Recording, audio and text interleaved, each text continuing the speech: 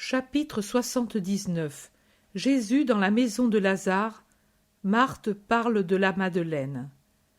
La place du marché de Jéricho, avec ses arbres et les cris des vendeurs.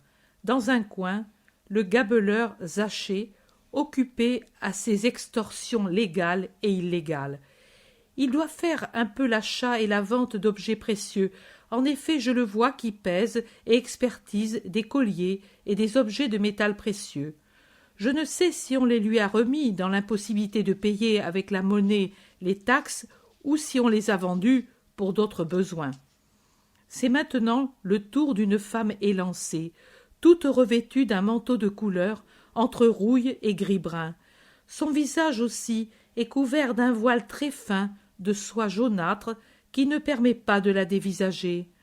On ne se rend compte que de la sveltesse du corps qu'on devine malgré cet accoutrement de toile bise qui l'enveloppe. Elle doit être jeune, du moins à en juger par le peu qu'on en voit. Une main qui sort un moment du manteau et présente un bracelet d'or, et des pieds chaussés de sandales, pas tellement simples, mais déjà pourvus d'une empeigne et d'un entrelacement de courroies qui laissent voir les doigts lisses et jeunes et une partie de la cheville fine et très blanche. Elle tend son bracelet sans dire un mot, reçoit l'argent sans discuter et se retourne pour s'en aller. Je m'aperçois maintenant qu'elle a derrière elle l'Iscariote qui l'observe attentivement, et lorsqu'elle est en train de s'en aller, il lui dit une parole que je ne comprends pas bien, mais elle, comme si elle était muette, ne répond pas et s'éloigne vivement, ainsi fagotée. Judas interroge Zachée. « Qui est-elle » ? Je ne demande pas leur nom à mes clients, surtout quand ils sont gentils comme celle-là. Jeune, n'est-ce pas? On le dirait. Mais est-elle juive? Et qui peut le savoir? L'or est jaune dans tous les pays. Fais-moi voir ce bracelet. Tu veux l'acheter? Non. Alors rien à faire. Qu'est-ce que tu crois? Qu'on se mette à parler à sa place? Je voulais voir si je comprenais qui était-elle. Ça t'inquiète tellement? Es-tu nécromancien pour le deviner, ou chien policier que conduit son flair? Va, sois tranquille. Ainsi a-t-il fait, ou elle est honnête et malheureuse, ou bien elle est lépreuse. Donc rien à faire. Judas répond d'un air méprisant. Je n'ai pas envie de femme. Possible, mais avec ce visage j'y crois peu. C'est bien. Si tu ne veux rien d'autre, cède la place. J'ai d'autres clients à servir. Judas s'en va fâché et demande à un marchand de pain et à un marchand de fruits s'ils connaissent la femme qui auparavant leur avait acheté du pain et des pommes, et s'ils savent où elle habite. Ils ne le savent pas. Ils répondent « Elle vient depuis quelque temps tous les 2 ou 3 jours, mais d'où elle est, nous ne le savons pas. » Judas insiste « Mais comment parle-t-elle » Les deux rient et l'un répond « Avec la langue ». Judas les injurie et s'en va, tombé précisément au milieu du groupe de Jésus et des siens qui viennent acheter du pain et de quoi le garnir pour leur repas du jour. La surprise est réciproque et pas très enthousiaste. Jésus lui dit seulement « Tu es ici ?» Et pendant que Judas bredouille quelque chose, Pierre éclate de rire bruyamment et dit « Voilà, je suis aveugle et incrédule, je ne vois pas les vignes et je ne crois pas aux miracles. » « Mais que dis-tu » demandent 2 ou 3 disciples. « Je dis la vérité, ici il n'y a pas de vignes, et je ne puis croire que Judas, ici, dans cette poussière, fasse la vendange par le seul fait qu'il est disciple du rabbi. » Judas répond sèchement. « La vendange est finie depuis quelque temps. » Pierre achève. « Et il y a plusieurs milles d'ici à Cariote. » Tu m'attaques tout d'un coup, tu m'es hostile. Pierre répond « Non, je suis moins niais que tu ne le voudrais. » Assez, interrompt Jésus, mais il est sévère. Il se tourne vers Judas. « Je ne pensais pas te voir ici. Je te croyais plutôt à Jérusalem pour les tabernacles. »« J'y vais demain. J'étais ici attendant un ami de la famille qui... » « Je t'en prie, suffit. Tu ne me crois pas, maître, je te jure que moi… Je ne t'ai rien demandé, et je te prie de ne me rien dire. Tu es ici, ça suffit. Comptes-tu venir avec nous, ou as-tu encore des affaires à régler? Réponds simplement. Non, j'ai fini, d'autant plus que mon homme n'arrive pas, et je vais pour la fête à Jérusalem. Et toi, où vas-tu? À Jérusalem. Aujourd'hui même? Ce soir, je suis à Béthanie. Chez Lazare? Chez Lazare. Alors j'y vais moi aussi. Oui, tu viens jusqu'à Béthanie. Ensuite, André, avec Jacques de Zébédée et Thomas, iront à Gethsémani faire les préparatifs et nous attendre tous. Et toi, tu iras avec eux. Jésus articule tellement les paroles que celui-ci ne réagit pas. Pierre demande « Et nous ?» Toi, avec mes cousins et Matthieu, vous irez où je vous enverrai pour revenir le soir. Jean, Barthélemy, Simon et Philippe resteront avec moi, c'est-à-dire qu'ils iront à Béthanie annoncer que le rabbi est venu et leur parlera à la 9e heure. Ils vont avec empressement par les campagnes dépouillées. Il y a de l'orage, pas dans le ciel qui est serein, mais dans les cœurs. Tous s'en rendent compte et avancent silencieux. En allant de Jéricho à Béthanie par cette route, la maison de Lazare où ils arrivent est dans les premières du pays. Jésus congédie le groupe qui doit aller à Jérusalem, puis l'autre qu'il envoie vers Bethléem en disant « Allez-y sans inquiétude, vous trouverez à mi-chemin Isaac, Élie et les autres. Dites-leur que je serai à Jérusalem pour plusieurs jours et que je les attends pour les bénir. » En attendant, Simon a sonné à la grille et s'est fait ouvrir. Les serviteurs préviennent et Lazare accourt. Judas Iscariote, qui s'était déjà éloigné de quelques mètres, revient en arrière en s'excusant et de dire à Jésus « Je t'ai déplu, maître, je l'ai compris, pardonne-moi » et en disant cela, il jette un coup d'œil furtif par la porte ouverte du côté du jardin et de la maison. « Oui, ça va bien, va, va, ne fais pas attendre tes compagnons. » Judas n'a plus qu'à s'en aller.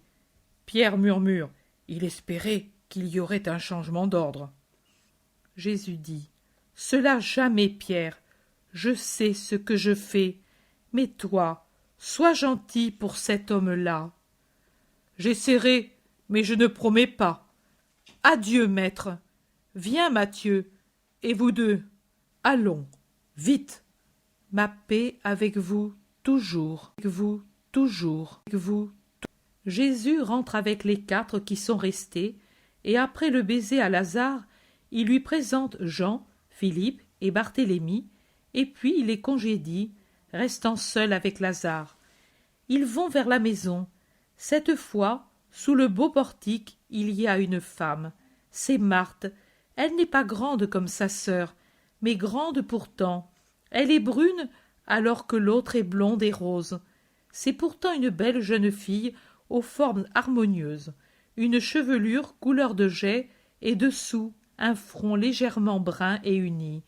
Les yeux qui respirent la douceur sont noirs, grands, veloutés, encadrés par des cils foncés. Son nez est légèrement aquilin et la bouche vermeille tranche sur la couleur brune des joues. Elle sourit en montrant de belles dents très blanches.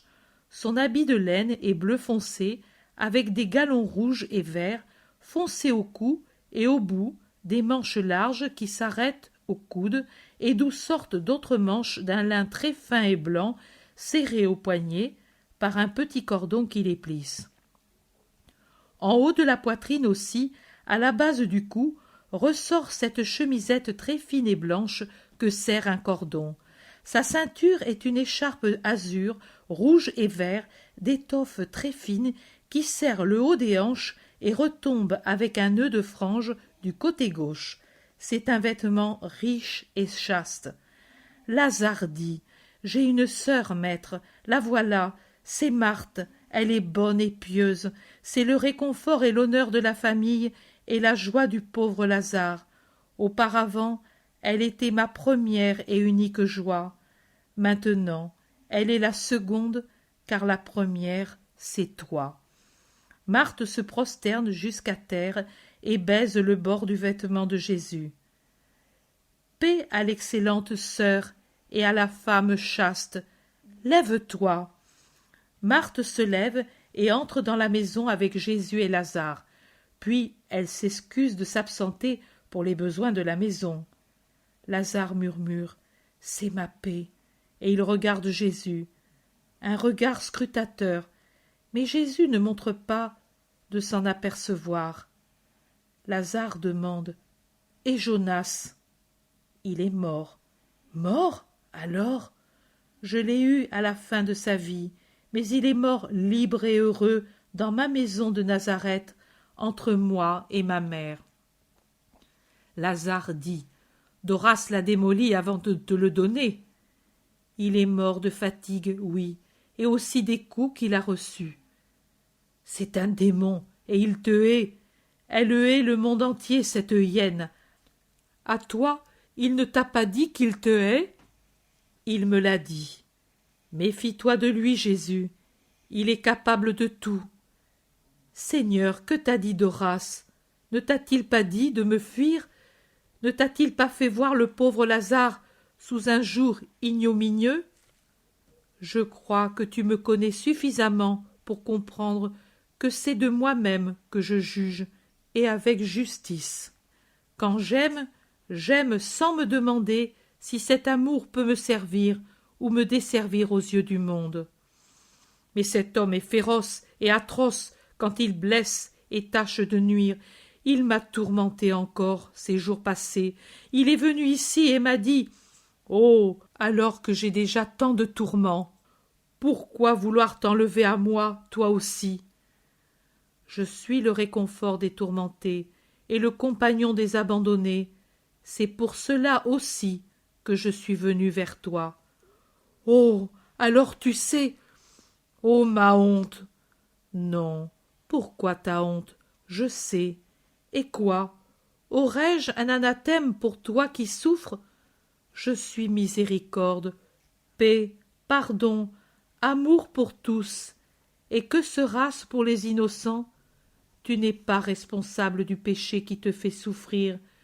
Devrais-je m'acharner sur toi alors que j'ai pitié d'elle aussi? Tu l'as vue? Je l'ai vue. Ne pleure pas. Mais Lazare a laissé retomber sa tête sur ses bras croisés sur la table. Il pleure et sanglote douloureusement. Marthe s'avance et regarde. Jésus lui fait signe de ne rien dire, et Marthe s'en va avec des larmes qui coulent silencieusement. Lazare se calme peu à peu et s'humilie de sa faiblesse. Jésus le réconforte, et comme son ami désire rester seul un moment, il sort dans le jardin et passe à travers les parterres où résistent encore quelques roses pourpres. Marthe le rejoint peu après. « Maître, Lazare t'a parlé? » « Oui, Marthe. Lazare n'a plus de paix depuis qu'il sait que tu sais et que tu l'as vu. » « Comment le sait-il? D'abord cet homme qui était avec toi et qui se dit ton disciple, cet homme jeune, grand, brun et sans barbe. Puis Doras. Celui-ci t'a fouetté de son mépris, et l'autre a seulement dit que vous l'aviez vu sur le lac avec ses amants. Mais ne pleurez pas pour cela. Croyez-vous que j'ignorais votre blessure? Je le savais déjà quand j'étais près du Père. Ne te laisse pas abattre, Marthe. Relève ton cœur et ton front. Prie pour elle, maître. Moi je prie, mais je ne sais pas pardonner tout à fait, et peut-être l'Éternel repousse ma prière. Tu as bien dit. Il faut pardonner pour être pardonné et écouté. Je prie déjà pour elle, mais donne-moi ton pardon et celui de Lazare. Toi, avec ta fraternelle bonté, tu peux parler et obtenir encore plus que moi. Sa blessure est trop ouverte et enflammée pour que sitôt ma main l'effleure. Toi, tu peux le faire.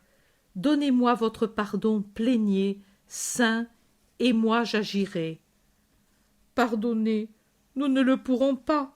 Notre mère est morte de douleur à cause de sa mauvaise conduite, et ce n'était encore que peu de chose au regard de sa conduite actuelle. Je vois les tortures de notre mère, elles sont toujours présentes à mon esprit, et je vois ce que souffre Lazare. C'est une malade, Marthe, une folle. Pardonnez. Elle est possédée du démon, maître. Et qu'est-ce que la possession diabolique, sinon une maladie de l'esprit, contaminée par Satan, dénaturée au point d'en faire un être spirituel diabolique? Comment expliquer autrement certaines perversions chez les humains, perversions qui rendent l'homme pire que les fauves pour la férocité, plus libidineux que les singes pour la luxure, et ainsi de suite, pour en faire un être hybride où sont fondus ensemble l'homme, l'animal et le démon?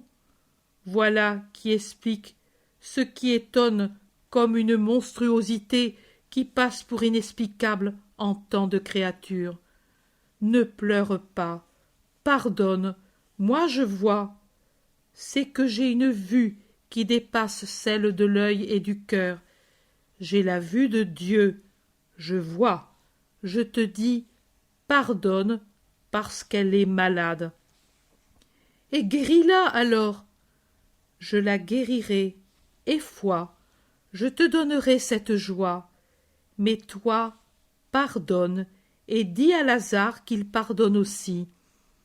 Pardonne, aime-la encore, tiens-lui compagnie, parle-lui comme si elle était comme toi.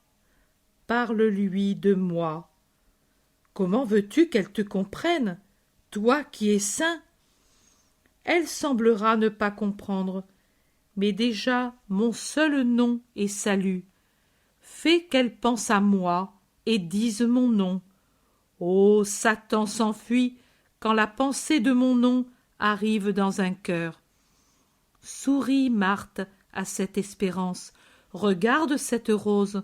La pluie des jours derniers l'avait abîmée, mais le soleil aujourd'hui, regarde, il l'a épanouie, et elle est encore plus belle, car les gouttes de pluie qui restent entre les pétales lui donnent une parure de diamant. Il en sera ainsi de votre maison. Larmes et douleur maintenant, et puis joie et gloire. Va, parle-en à Lazare, pendant que moi, dans la paix de ton jardin, je prie le Père pour Marie et pour vous. Tout se termine ainsi, se termine ainsi, se termine ainsi.